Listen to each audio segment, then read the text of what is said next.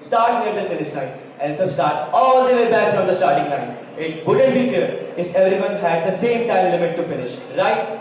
That's what happens with countries and climate goals. Good morning everyone present here. Today I, Judicial Sharma of class 12C, stand before you to debate a crucial issue. Should countries be penalized for failing to reach their climate targets? I strongly stand against this motion for several compelling reasons that highlight the complexities and challenges involved. Developing African countries like South Sudan, DRC, Nigeria are struggling to provide basic needs like good food and clean water to their people. Penalizing them would further strain their limited resources, hindering their progress in crucial areas like education and healthcare. Dear opponents, we have Brazil, which is experiencing rapid deforestation in the Amazon rainforest due to the humanitarian crisis in the country. It will lead, if the penalties are imposed in Brazil, it can withdraw from the global agreements, undermining the global effort to protect the Amazon rainforest. My dear opponents, we have China, whose whole economy depends on big industries, making it one of the largest carbon producers alongside the United States. Penalizing China would affect billions of people and their families. Then we have Europe, who has a strong economy and still importing items from China. Penalizing, it's unfair to hold countries to the same standards when their situations vary so greatly. Climate change is a global challenge that requires collective action. Penalizing countries can lead discouragement in participating in global climate agreements that will lead to carbon leakage. This happens when big industries move to the countries with fewer regulations, and this will result in high global carbon emissions overall. For example, if big industries moved out of China due to the penalties to the Amazon rainforest in Brazil, it will rise in the carbon emissions instead of falling. In conclusion, dear audience and esteemed judges, as declared in the Stockholm Summit attended by 122 countries, instead of penalties, we should focus on collaboration and support. Financial aid and technological transfers should be provided to developing nations. The supportive approach should empower all the nations. It's time to stop the blame game. Thank you. Father Principal, Reverend Father Vice Principal, esteemed judges, worthy teachers, and all my dear friends. I, Navya Vashish from class 12B, stand firmly against the motion that countries should be penalized for failing to meet their climate targets. Penalizing countries is not only impractical but also counterproductive and unjust. Firstly, there are many countries which have to set their climate goals, and penalizing them would not only divert them from their essential resources away from their critical development, national collaboration. By this fight against these, we ensure mutual cooperation. I would like to tell all my dear opponents that we must ensure an environment where we have shared partnership and shared responsibility, not an environment where we are blaming and putting these penalizations. Last but not the least, the fairness of this penalization must be questioned. Why these penalizings is followed by us? There are many developments which have contributed the least to the climate change, but now are the most affected by their impacts. Instead, we should focus on providing them resourceable solutions which will help them in future. Also, penalizing these countries by what? By some more industrialized nation is nothing but inherently unjust. For example, Bangladesh. Bangladesh has minimal emissions, but we should not put the burden of penalizing that state by what? These inherently biased things. Moreover, my dear worthy opponents, we should focus on providing essential resources. In my conclusion, while accountability is in the fight against the motion, climate change is not the issue. I would like to ask that what if your country gets penalized? Then what would you seek for? Cooperation or punishment? Instead, focus on providing generous solutions. Your next country could be yours. Thank you. Think a scenario where countries set ambitious goals to reduce their carbon footprints, protects forests, and innovative towards sustainable practices. These commitments aren't just words, They are a pact with humanity's future. But what happens when these promises fall short? Shouldn't there be consequences for breaking these promises? I repeat, shouldn't there be consequences for breaking these promises? Good morning to one and all present here. I, contestant number 7, strongly supports that the country should be penalized for failing to meet their climate targets. This discussion is not just about penalties and fines. It's about our future, our duty to the coming generations and our planet. The climate crisis is critical, with human activities causing rising global temperature, which has approximately increased by 1.2 degrees Celsius. The glaciers are melting, with summer ice coverage shrinking by 40% since 1979. The sea level has risen by 8 inches. The number of category 4 and 5 hurricanes has nearly doubled up in last 40 years. The economical damage from climate and natural disasters is escalating.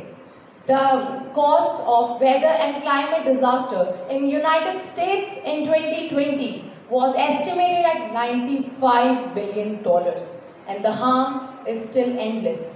Penalizing countries for failing to meet climate targets is crucial for several reasons.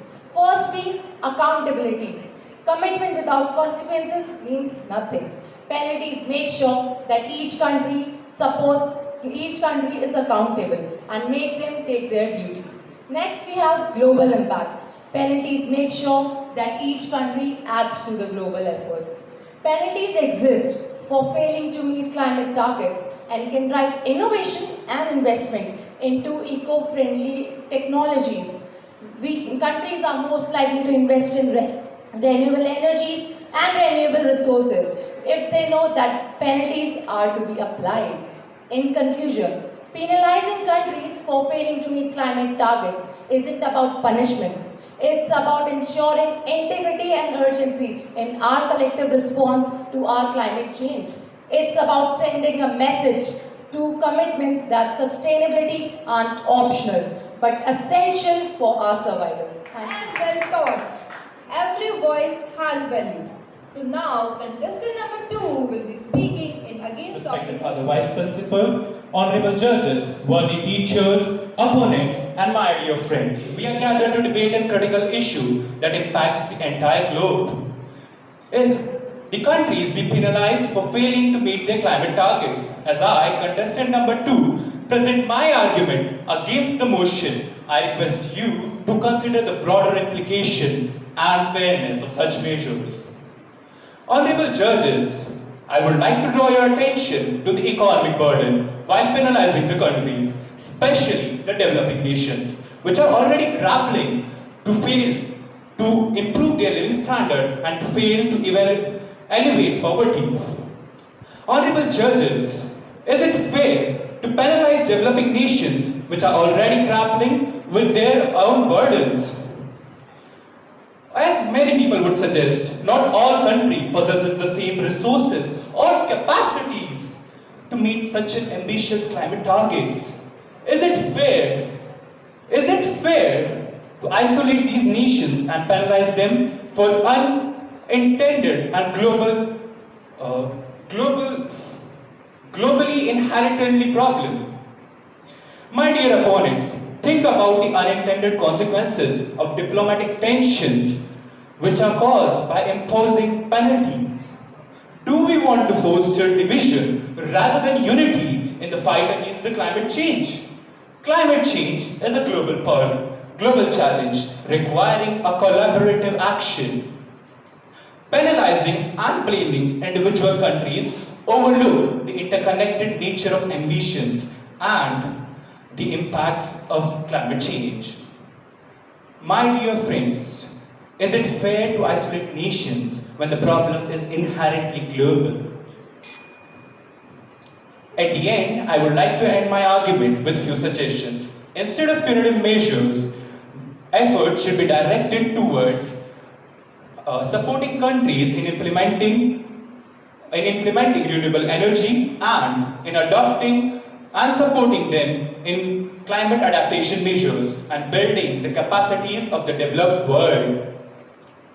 Friends, always remember, when it's important to build walls rather than building. It's important to build bridges rather than building walls. Always remember, when we take step in a collaborative action and efforts, we foster innovation and collaboration for the healthy and upcoming world, not by penalizing countries, is a great deal. Smitten. As we know, respectful disagreement fuels progress. So now we have contestant number 9 to speak in the favor of Save the motion. planet's fate without a fine, just to motivate. Good morning to one and all. Think of the climate crisis like a fire alarm in your house. If you ignore it, hoping the fire will just go away, you are in for a nasty surprise. As contestant number 10 talked about the IPCC, the Intergovernmental Panel for Climate Change has only warned that without drastic reductions in greenhouse gas emissions, the world is likely to surpass the 1.5 degrees Celsius warming threshold by 2040. It's like watching a slow motion car crash and thinking, maybe if I close my eyes, it will stop. Dear opponents, it won't.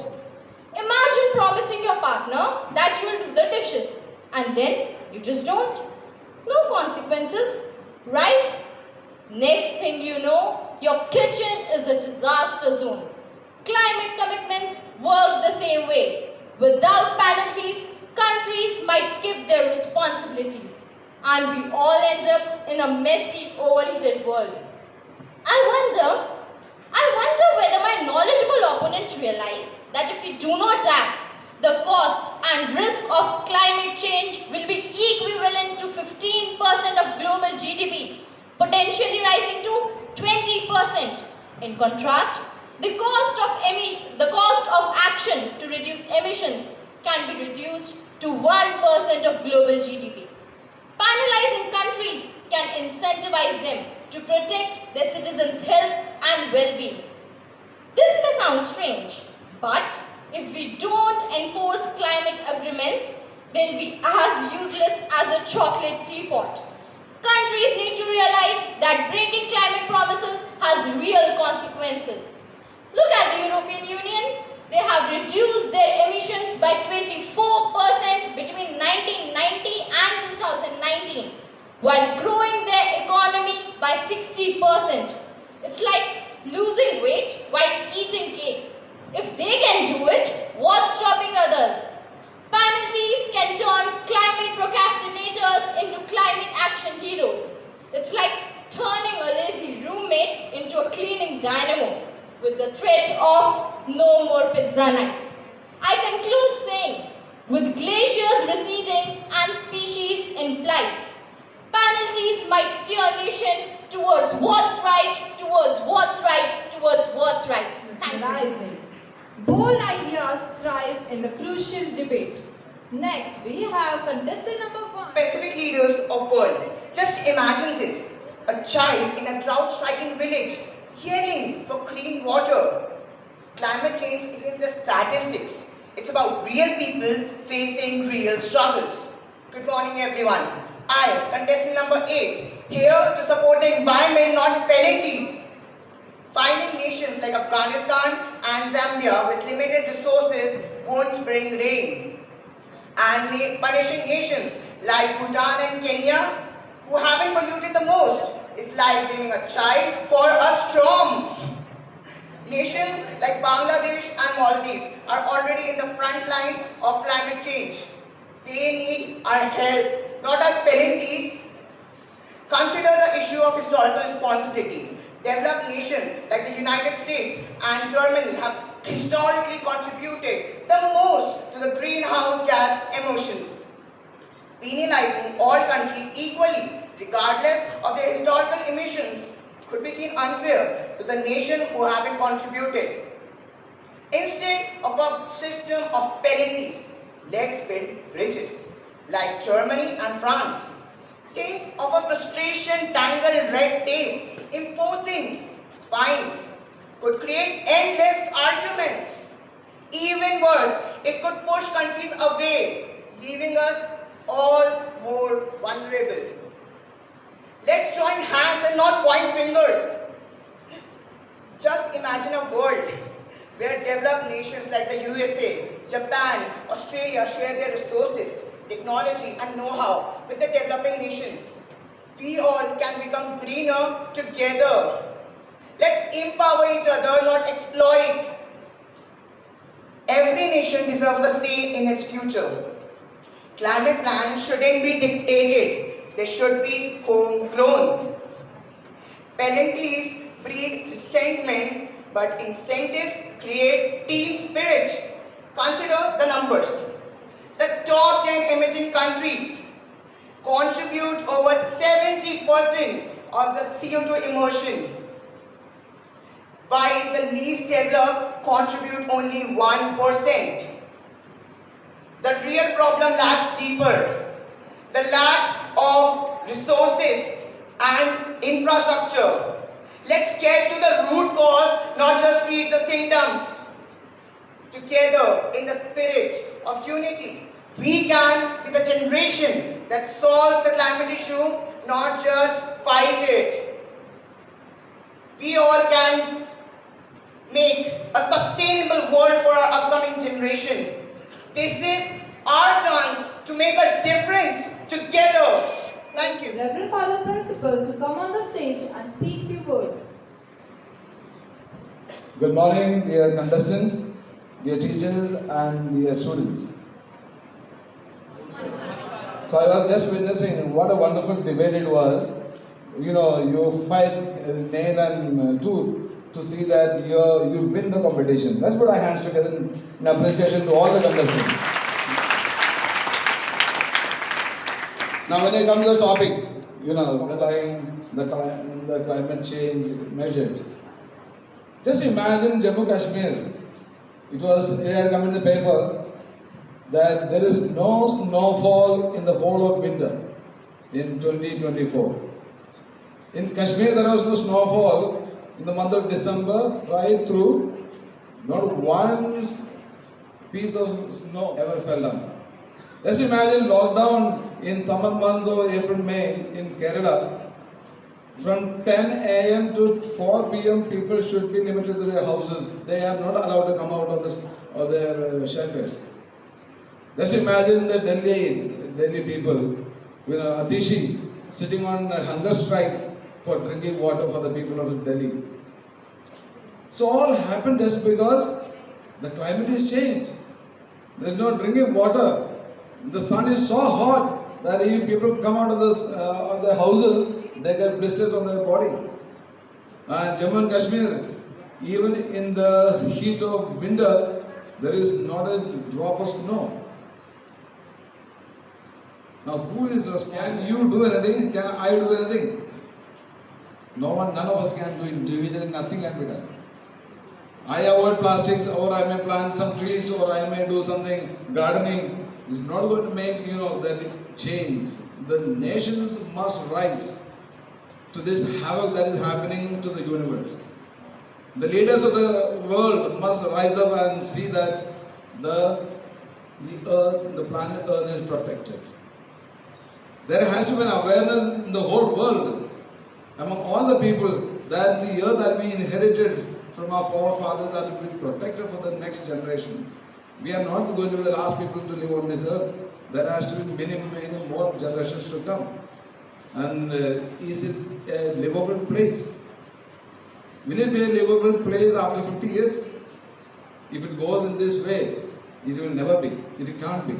People are not drinking water. People cannot get out of the house during the summers.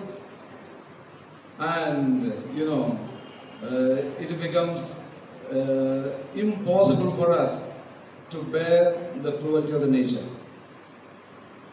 So, the whole attempt of this debate is to spread some kind of awareness that there has to be measures to be taken to protect the planet Earth. So I'd like to congratulate the organizers for picking up such a wonderful topic and spreading this kind of awareness among our students, and as a whole, the whole society, that we need to become aware that climate change is really pricking on our back with heavy thorns, because it is going to be really bad years after years as it comes through. I'd like to congratulate everyone. A very good morning to one and all present here, Reverend Father Principal, educators and my dear students. At the outset, I dedicate the time Father for giving me this platform to judge the students and giving me this honor. Dear students, you all were outstanding. Let's have a large round of applause for all of them.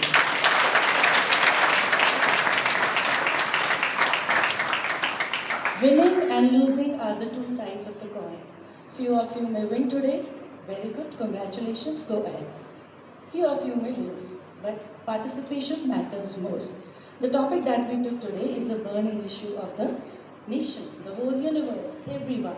In fact, the scorching heat that we are bearing in this month of June and July is an example of it. So I appreciate all your efforts, and at the end I would just like to say it would be a drop in the ocean that dear students who are here as participants, communication skill is a very essential skill that will take you places. Always remember the academic result will give you an opportunity to appear for the written exam, but your oratory skills, your communication skills will be the one that will open the doors of the success, that will be your key to success. So always participate in literary events like this, they will take you places. Congratulations to all. Thank you, Father, once again. Thank you, students. The moment we all have been waiting for. I request Father Principal to come on the stage and announce the results. 10 of you sitting here, and there has to be one who is to be pinpointed and say yes, he or she is the best. So there is nothing wrong to be, not to be the first. You can always, there is a next chance. There is always a next time. For every contestant, it is not the end of the competition or end of life. This competition may end here, but then always there is a next time. So you will last for some minute be here, the next institution wherever you are. So never be disappointed with the results. Always failure is a stepping stone towards success. Right? So let's have the results now here. Start with the third position. And the third position goes to Purvi Sharma, who spoke for the motion. Thank you, ma'am.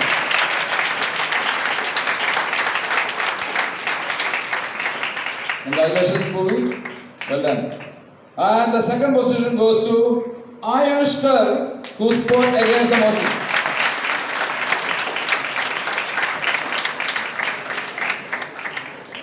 Now, any guesses for the best speaker of the day? And the best speaker of the day is Ira Pandey. Congratulations to all the winners. For allowing us to conduct such a fiery debate. I extend my heartfelt gratitude to honorable judges for taking out their valuable time to judge today's competition. We are grateful to our esteemed teachers who have taken efforts to prepare the students for their awe-inspiring event. Our deepest gratitude to our four staff for supporting us to put up today's competition without any glitches. I extend my gratitude to our knowledgeable participants for putting up such a topsy-turvy debate. Lastly, I acknowledge the students for being such a wonderful audience and patient listeners. Thank you everyone. Have a great day. Sparked Hill will continue to grow and evolve. We encourage you to stay connected, share your experiences, and keep the momentum going. Thank you all.